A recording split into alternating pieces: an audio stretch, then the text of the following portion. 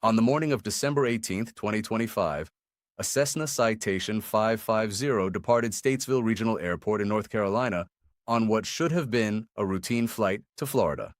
9 minutes later, all 7 people aboard were dead. The NTSB preliminary report reveals a disturbing detail that makes this accident particularly troubling. The pilot in command held a limitation on his type rating requiring a qualified second-in-command. His son occupied the right seat with just 175 hours of single-engine experience. NASCAR legend Greg Biffle sat in the cabin as a passenger. In a cockpit that legally required 2 qualified pilots, there was effectively only one. When cascading instrument failures began overwhelming that sole qualified pilot, there was nobody truly capable of helping him. The question isn't just what went wrong with the aircraft, and it's why this flight was operating illegally from the moment the engine started. The winter morning at Statesville dawned gray and damp. Overcast skies hung low over the North Carolina Piedmont, typical December weather for the Lake Norman area where many NASCAR families make their homes. The weather wasn't severe, just uninviting. 5 miles visibility and light drizzle, ceilings around 1,200 feet, winds calm. Marginal VFR conditions, the kind experienced pilots navigate routinely. Inside the Cessna Citation 550 registered as November 257 Bravo Whiskey, 7 people prepared for a holiday trip to Sarasota. Greg Biffle, 56, the retired NASCAR driver who'd spent recent months using his helicopter to rescue flood victims in western North Carolina, sat in the cabin near the cockpit with his wife Christina, their son Ryder, and his daughter Emma from a previous marriage. Also aboard was Craig Wadsworth, a longtime friend and NASCAR industry professional. In the cockpit, 67-year-old Dennis Dutton occupied the left seat. A retired Air Force pilot and Delta Airlines captain with thousands of hours and multiple type ratings, Dutton was as qualified as they come for airline flying. His 20-year-old son Jack, an Auburn University aviation student who'd recently earned his private pilot certificate, sat in the right seat. The airplane, a 1981 Citation II, was owned by GB Aviation Leasing, a company affiliated with Biffle. At 9:53 a.m., the engine started, though the left engine initially refused to light. On the second attempt, both engines came to life. Everything seemed routine, until it wasn't. The cockpit voice recorder captured the crew's discussions as they taxied toward runway 10. Dennis Dutton handled the controls while Jack managed radio communications and checklists, a natural division of labor between an experienced captain and a less experienced assistant. But as they taxied, they discussed a thrust reverser indicator light that showed inoperative for one engine, though they believed the reverser itself worked properly. In the cabin, Greg Biffle participated in the conversation, his position near the cockpit, allowing him to contribute observations and questions throughout the flight. At 10:06 a.m. Eastern, the Citation rolled down runway 10 and lifted into the gray December sky. During the takeoff roll, Biffle commented from his seat that the left engine appeared to be producing more power than the right. He's suggesting a faulty gauge. The observation didn't stop the departure. They climbed away from Statesville, initially tracking east-southeast, still under visual flight rules, though Jack attempted multiple times to contact Atlanta Center to activate their IFR flight plan. The controller's workload prevented acknowledgement. The Citation climbed through 2,000 feet, then 3,000, the autopilot engaged, heading and altitude holding as programmed. Everything felt normal in the cockpit, the familiar hum of the engines, the instruments scanning green. Then, around 4,500 feet, something changed. At approximately 10:08, after just 2 minutes of flight, Dennis Dutton initiated a 180-degree turn. The cockpit voice recorder captured increasing concern in the crew's voices. A passenger, likely Biffle, noted discrepancies between the left and right engine interstage turbine temperature indications. The conversation moved on without dwelling on the observation, but the airplane continued its turn, no longer tracking toward Florida, but arcing back toward Statesville. The autopilot disengaged, either commanded by the pilot or dropping offline on its own. Seconds later, Dennis Dutton's voice carried a new urgency. His altitude indicator wasn't working properly. Additional left-side flight instruments appeared to be failing. In the cockpit of a business jet, this is more than an inconvenience. It's the beginning of a potentially catastrophic loss of situational awareness. The primary instruments every pilot relies on, altitude, airspeed, attitude, were becoming unreliable. At almost the same moment, the Garmin GTN 750 navigation system stopped recording airspeed data, then heading data. The digital brain of the airplane's navigation was losing critical information. At about 4,500 feet, with problems mounting, Dennis Dutton briefly transferred control to Jack in the right seat, likely so he could focus on troubleshooting the failures. For a moment, a 20-year-old with 175 hours was flying a Citation in instrument conditions with degrading systems. The CVR doesn't tell us how long this lasted, but Dennis soon resumed control. The airplane descended and turned, heading back toward the airport they'd left just minutes before. At 10:14, Jack Dutton's voice came over the Statesville Common Traffic Advisory frequency. "We're having some issues here." The transmission was brief, professional. But the meaning unmistakable. This was no longer a normal flight. The Garmin briefly stopped recording entirely, a gap in the data that suggests electrical problems cascading through the aircraft's systems. When the recording resumed, Dennis Dutton's voice indicated he'd visually acquired the runway. They were setting up to land on runway 28, the reciprocal of the runway they'd departed from, now approaching from the opposite direction. From the cabin, Greg Biffle asked about the alternator. Was power being generated properly? The question showed his pilot knowledge, grasping that electrical problems might explain the instrument failures. But here's a telling detail. The Cessna Citation 550 doesn't have an alternator. It has generators. The question revealed the limits of Biffle's Citation knowledge. Understandable, since he held no type rating for the aircraft? Dennis Dutton responded that the alternator, or more accurately the electrical system, was indeed the problem. At 10:13:03, Dennis called for flaps. 20 seconds later, he called for landing gear extension. The crew discussed the configuration, but the indicator lights weren't illuminating. Were the gear and flaps actually extending, or were the lights simply not working due to electrical failures? In a cockpit already task-saturated with failing instruments, this uncertainty added another critical decision point. The Garmin GPS data continued recording, and what it showed should alarm any pilot. The airplane's airspeed and altitude were decreasing together from the moment they aligned on final approach. At 1,240 feet and 114 knots, they still had the runway visually, but those numbers were dropping fast. The final data point tells the story. Altitude below 1,000 feet, airspeed under 99 knots.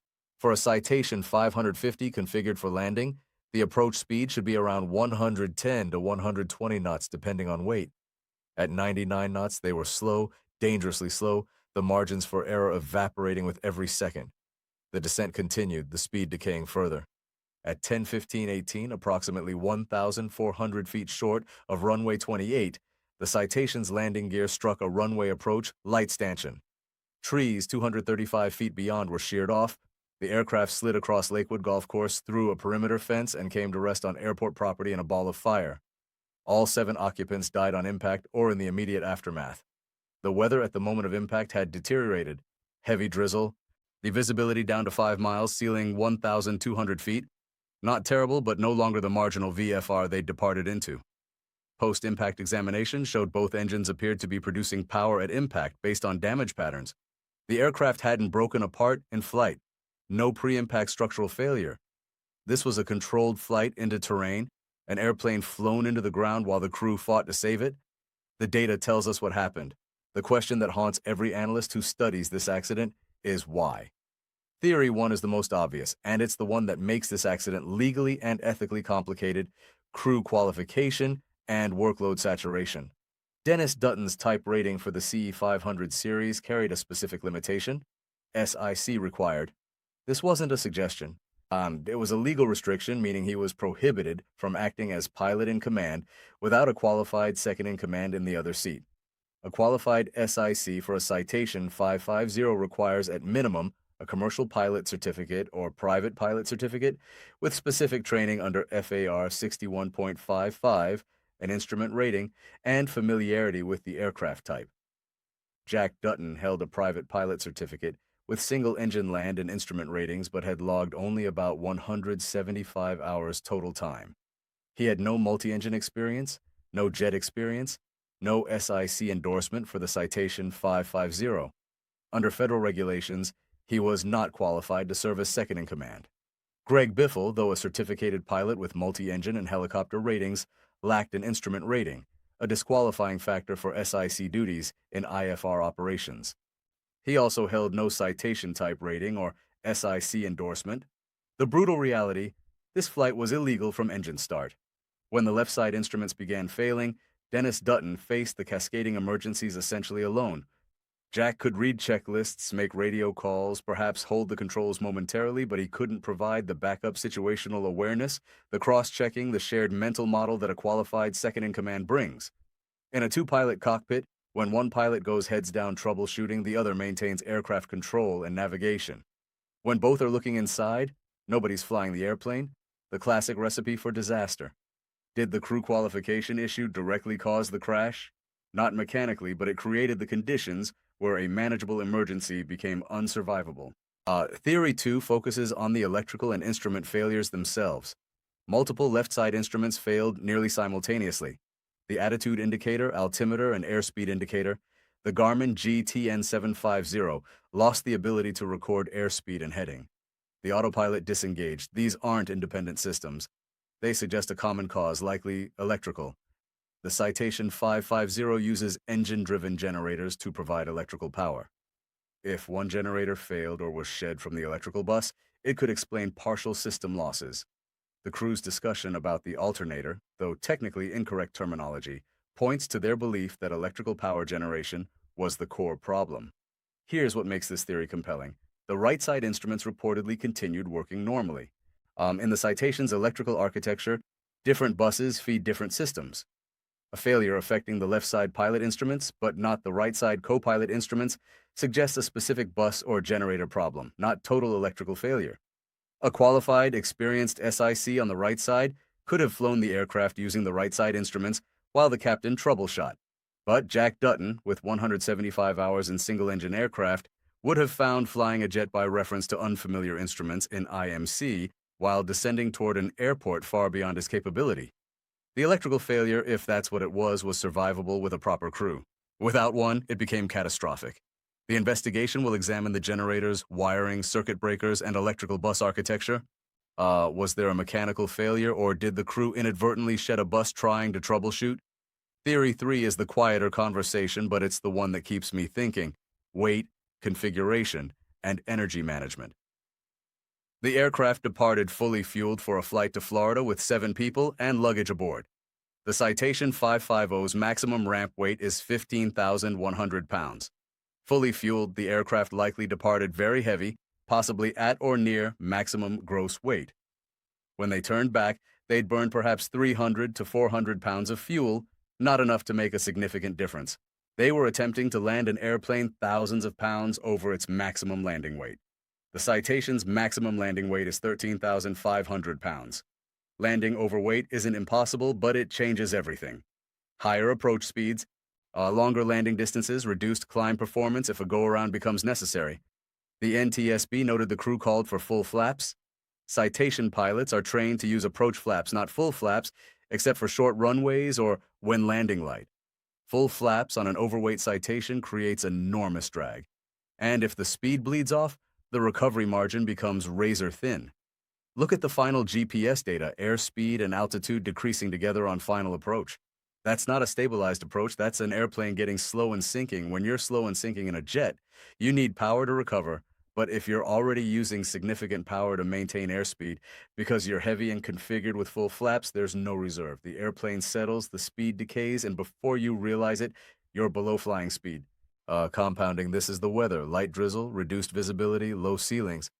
Visual illusions in rain are well documented. The runway environment appears closer than it is. Pilots unconsciously reduce power and pitch, thinking they're high when they're actually on profile or low. In my experience analyzing these situations, the combination of task saturation from system failures, overweight configuration, destabilizing weather, and an underqualified crew creates a chain where each link pulls the next toward disaster. The more I study the data, the more I see not one cause, but a convergence. The electrical failures created urgency and task saturation. The crew qualification issue meant there was no effective backup for the captain. The weight and configuration choices reduced margins. For the deteriorating weather added visual illusions and pressure. The decision to return immediately rather than climb, declare an emergency, and set up a controlled approach compressed the timeline. Every decision made sense in isolation. Get the airplane on the ground quickly if systems are failing, use full flaps to ensure a short landing on a long runway, rely on the experienced captain's skills. But together, These decisions closed every escape route. The NTSB will focus on two things: the electrical failure, what caused it, and whether it was preventable through maintenance or design improvements, and the crew qualification issue, why this flight launched with an unqualified SIC. The CVR transcript will be critical. What exactly was failing? What troubleshooting did they attempt? How did they decide to configure the aircraft? And what were they seeing outside as they descended toward the runway? The recovered Garmin data will be analyzed for every available data point, the electrical system will be torn apart, and the regulatory framework allowing this crew configuration will be scrutinized. But there's something else bothering me, something every pilot needs to understand. This wasn't a clear-cut case of recklessness. Dennis Dutton was a highly experienced airline captain.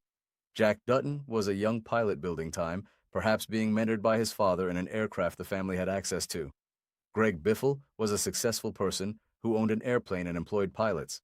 From their perspective, maybe it seemed reasonable that the experienced captain would handle everything, the son would assist and learn, everything would be fine. Except the regulations exist precisely because "it'll probably be fine" isn't good enough when lives are at stake. The SIC requirement isn't bureaucratic red tape, it's a recognition that jets are complex, emergencies happen, and two qualified pilots provide redundancy that saves lives.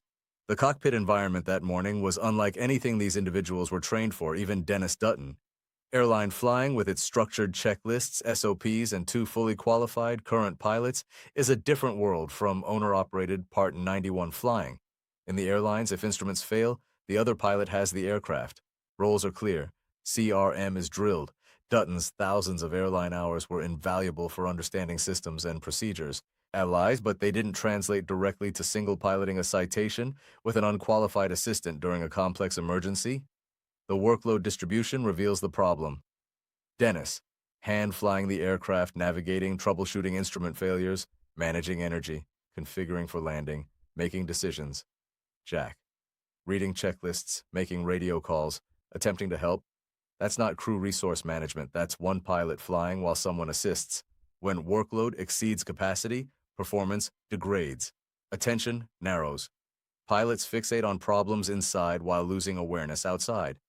The phenomenon has killed experienced aviators for decades. Training prepares pilots for emergencies in the simulator, where you can pause, brief, and try again. Real emergencies are chaotic, compressed, and unforgiving. Like the citation. 550 emergency procedures assume two competent pilots working together. The decision-making framework breaks down when that assumption fails. The citation 550 involved in this accident, November 257 Bravo Whiskey, was manufactured in 1981, making it 44 years old at the time of the crash. Its maintenance history will be scrutinized. Were there previous electrical issues? Outstanding airworthiness directives? Deferred maintenance items? The Citation 550 series has a generally solid safety record, though like any aircraft approaching a half-century of service, aging systems require vigilant maintenance. The electrical systems in older citations have known issues: worn wiring, aging generators, corroded connections. None of this is unique to citations. All aging aircraft face these challenges. The question is whether this specific aircraft had documented electrical problems that should have grounded it or prompted more invasive inspections. The NTSB will also examine the aircraft's recent flight history. The last recorded flight was November 14, 2025, to Sarasota and back. After a month sitting, did something in the electrical system degrade? The difficulty starting the left engine before this flight, did it indicate a deeper problem?